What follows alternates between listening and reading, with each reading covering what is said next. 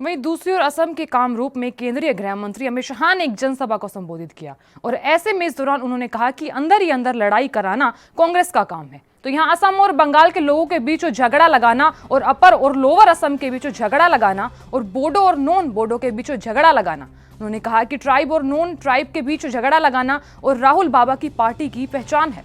ऐसे में अमित शाह ने यह भी कहा कि राहुल बाबा ने अपना घोषणा पत्र बदरुद्दीन अजमल के मुताबिक बनाया है और ऐसे में अजमल जैसे नेताओं के साथ क्या कांग्रेस घुसपैठ रोक सकती है? तो यह अजमल की नजरें सीमा पर हैं। अजमल, आप दिवास्पृन क्यों देखते हैं?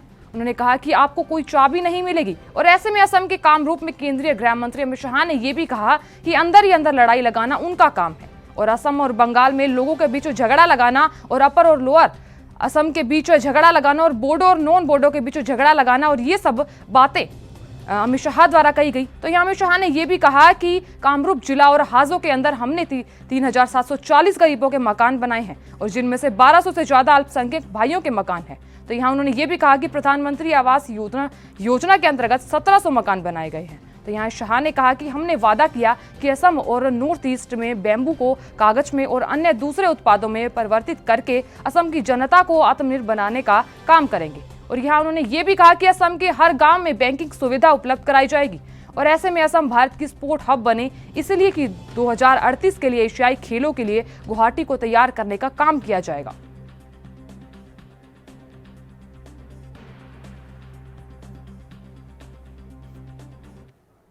देश दुनिया की खबरों के लिए एएनबी न्यूज को सब्सक्राइब करें और बेल आइकन दबाएं।